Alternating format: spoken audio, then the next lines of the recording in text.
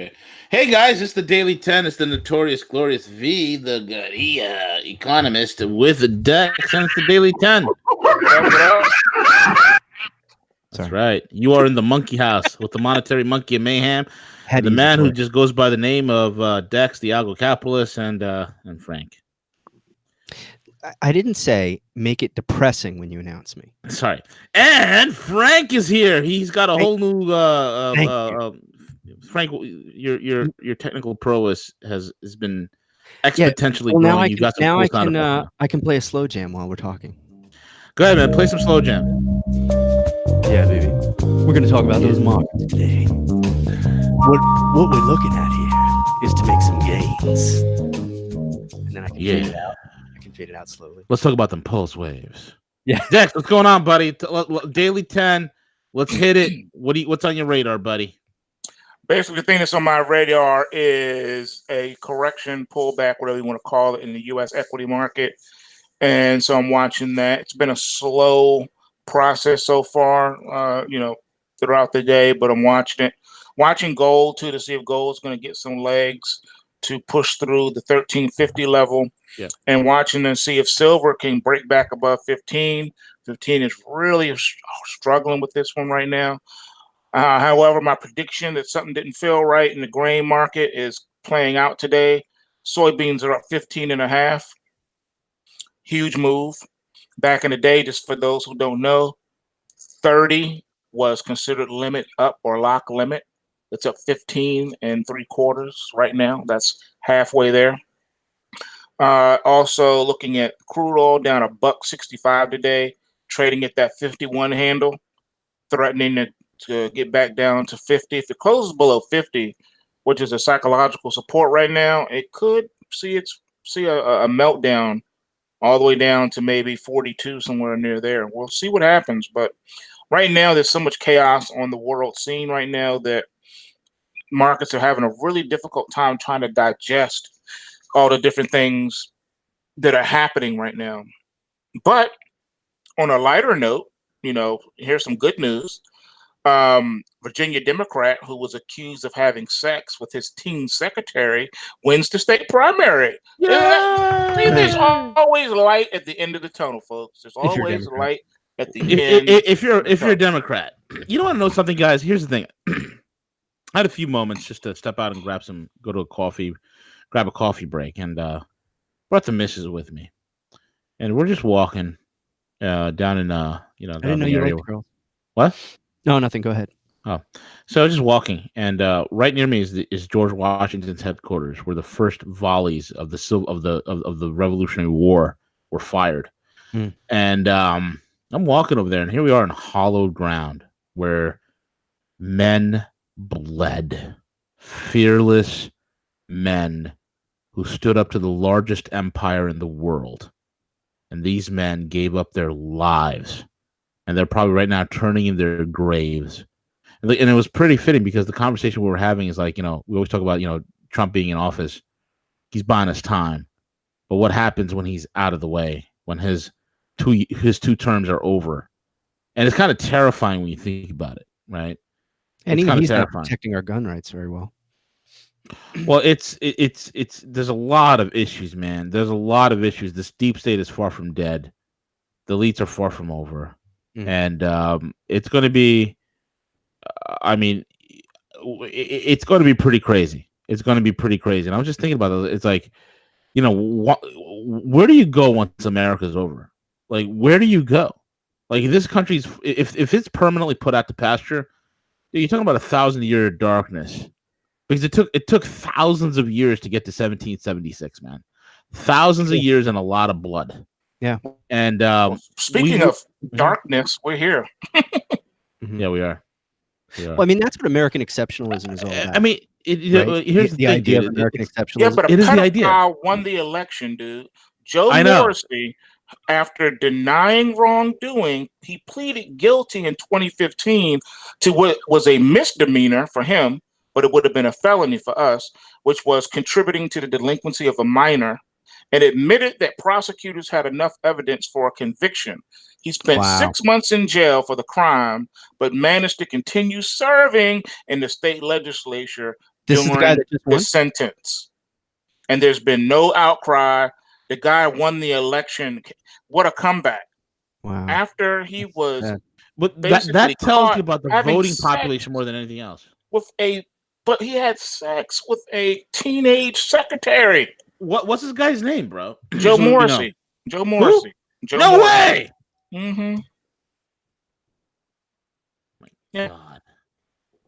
Yep. And this was from the FoxNews.com. Virginia Democrat who was accused of having sex with teen secretary wins in state primary. Joe Morrissey, a former state legislator, defeated incumbent Senator Rosalind Dance by over 10 points despite Governor Ralph Northam's endorsing her in the final weekend of the campaign. Yup.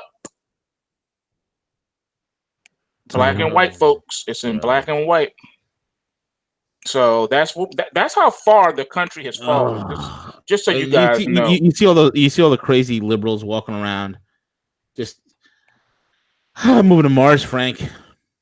Yeah, but see, the country's too busy. I was thinking more of a Waterworld scenario. We could get on really like crazy Mad Max boats. And we could like maybe genetically engineer our children with flippers. And we'll just keep it real out on the ocean. They're working on that too. They definitely want to augment the human body. So yes, they're looking at biohacking and things of that nature when you can choose the sex of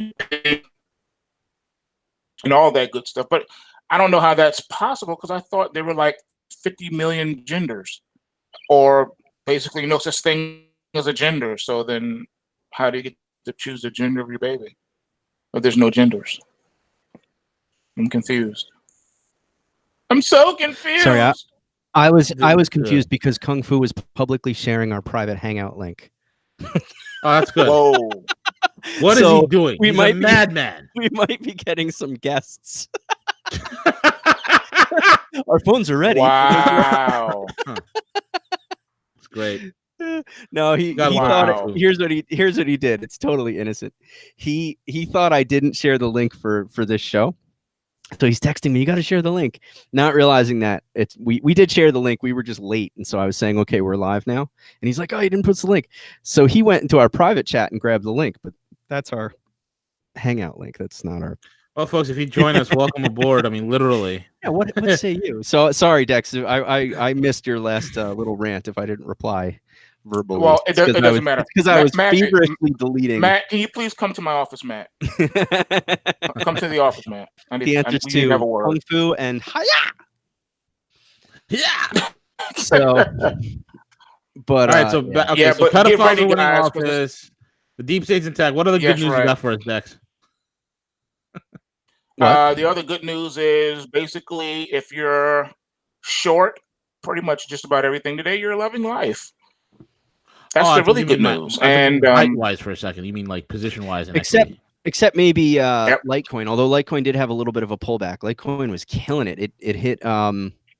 We had some people in the room. It hit 144 and change. So it continues its invasion of California on the weekly chart, as we were joking yesterday. Invasion. Yeah, I saw that. Yeah, in the Kumo cloud, it looks like the Kumo cloud looks like California on the weekly chart. So I kept joking. Yeah, it's invading California. And that could pull back on the daily, though. The big pullback on the daily. I mean, it's it's just barely positive on the daily. Nothing goes straight up or straight down. It's unnatural. Yeah. So when it happens, it's going to correct. Mm-hmm. And usually it's not at some point. Usually it's on the way. Well, so I that's can why tell I would you, stress to people. Based on what people were saying inside the room and based on looking at the 4-hour chart, I can tell you that a lot of our people probably got stopped out already, which is good. You got stopped out with some profit, hopefully.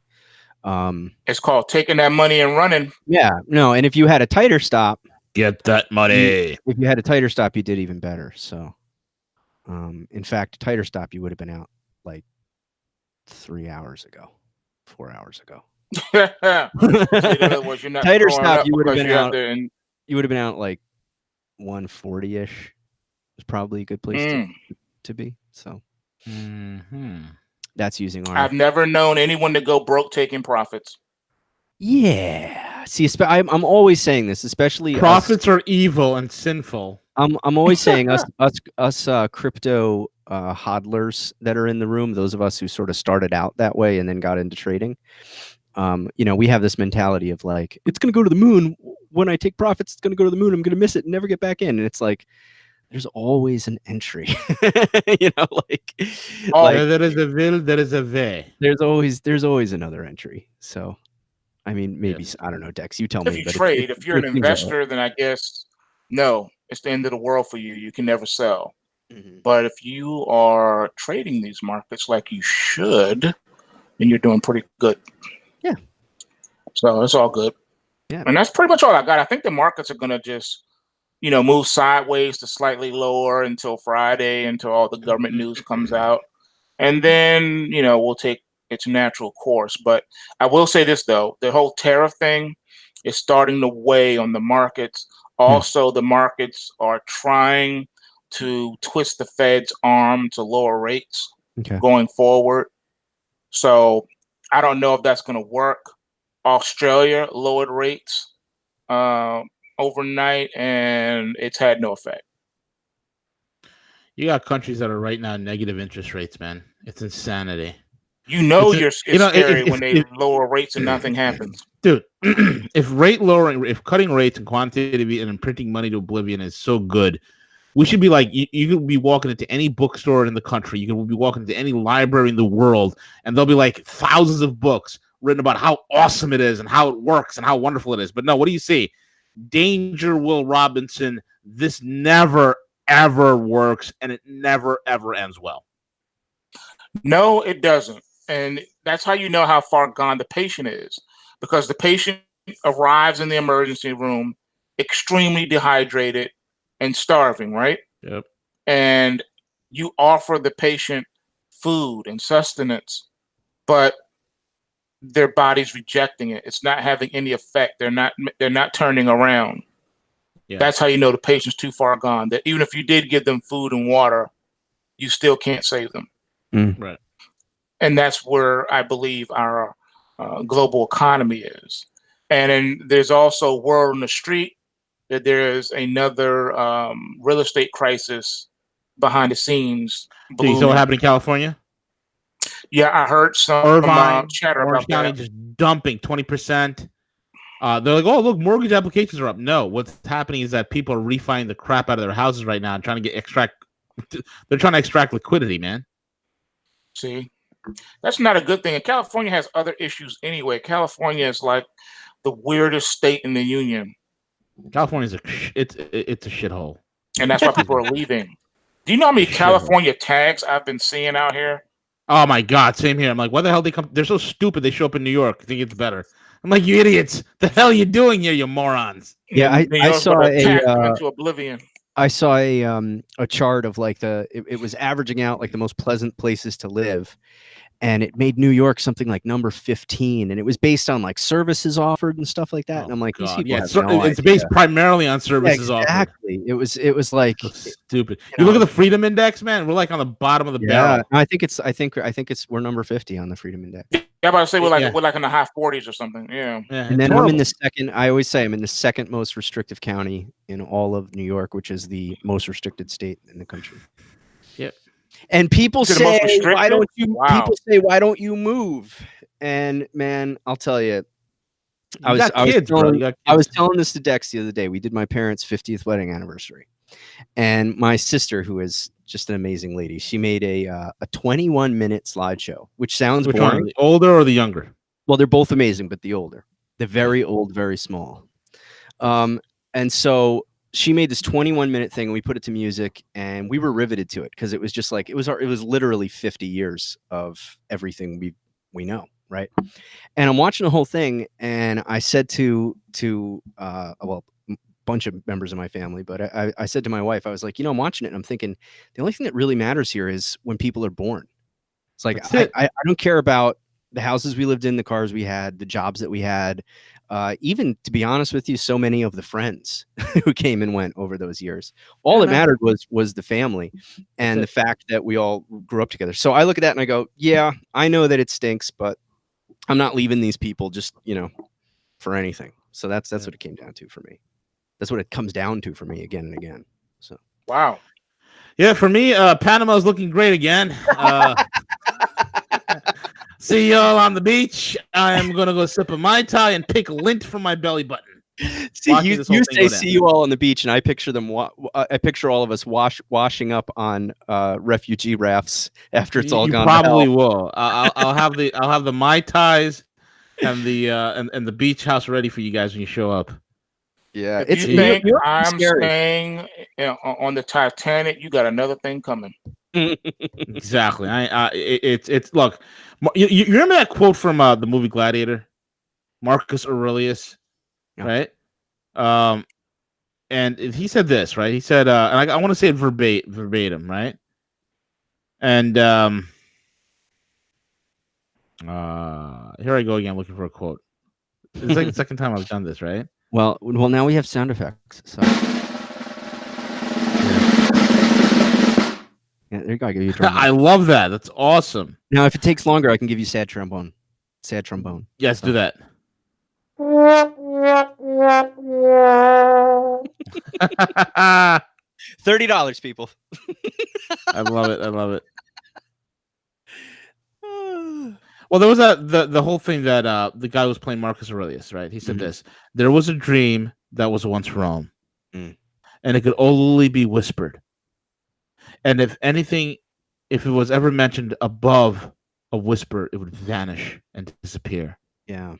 And I fear that it will not survive this winter.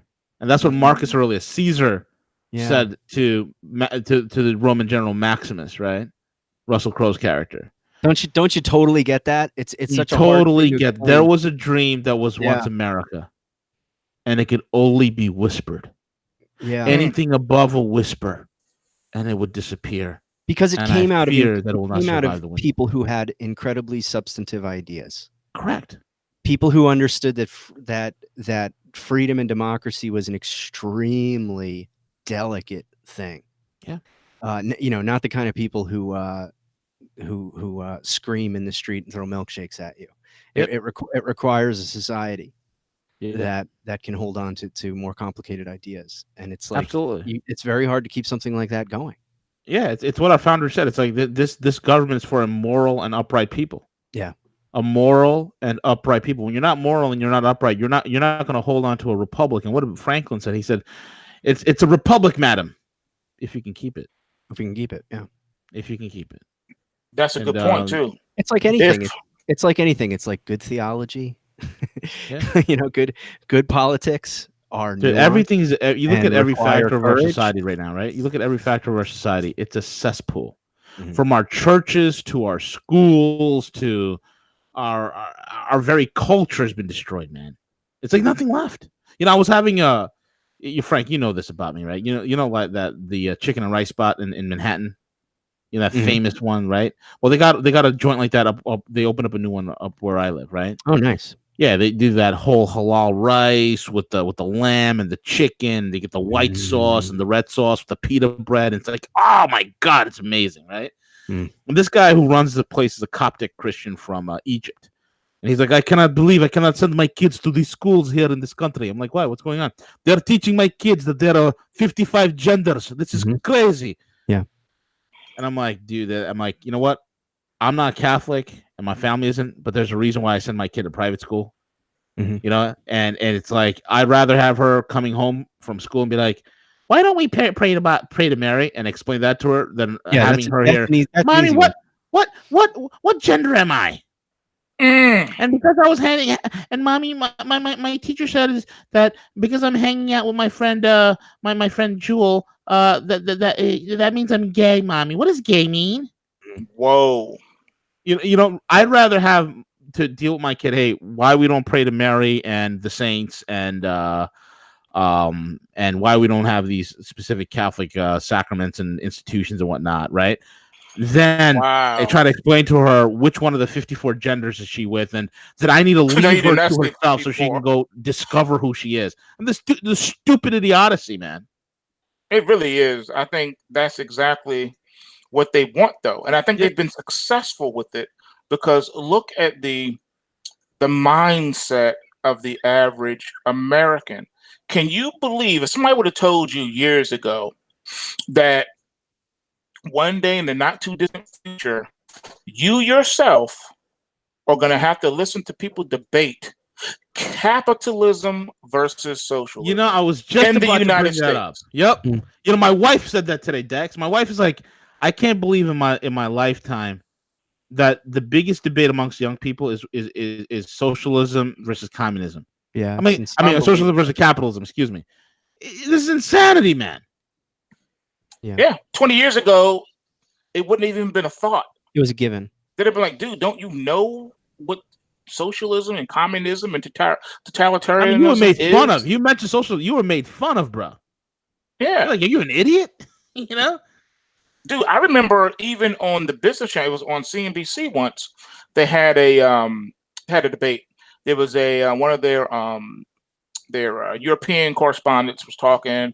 We were talking about something, and then it came up, as far as the work ethic here and how it's structured versus over there.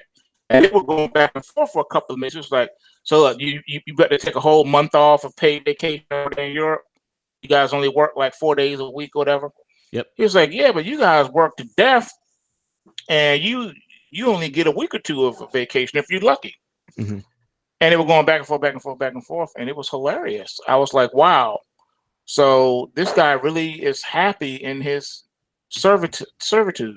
Yeah, and that's what it was. People are happy. There's no initiative. Dude, there's nothing great that came out of you. I mean, I'm looking at all the electronic devices, all the inventions that I have. The only thing European that I have in my household is the car I drive. And that's German, because the Germans are psychotic at making good quality machinery. And even then, that's starting to change. You know? Yeah, it is. It really is.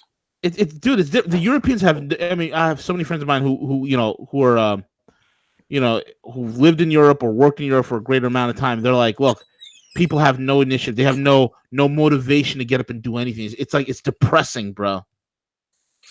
Well, that's what happens when you keep feeding. Yep. It's a welfare state. Yeah. Teach a man to fish, he'll eat for a lifetime, right? So that's where we are. But, hey, what can you do? Move.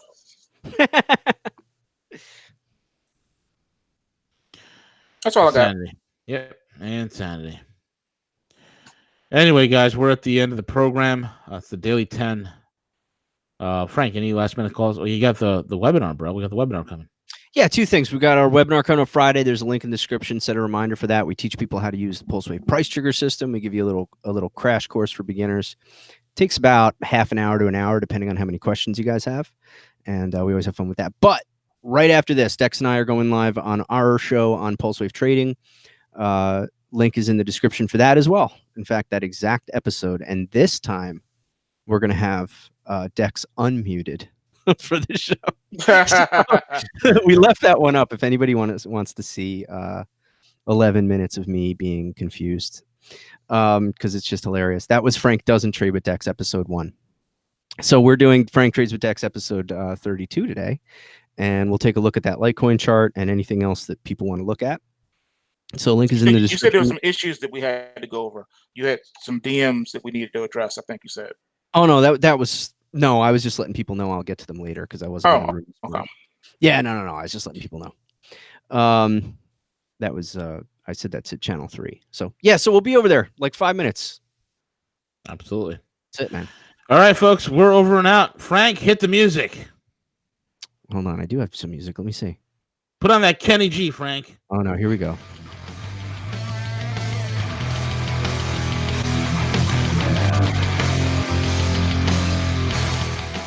Thanks for watching. To sign up for one of our live trading demos or to just join the room so that you can get in and trade with Dex, go to watchustrade.io. Thanks.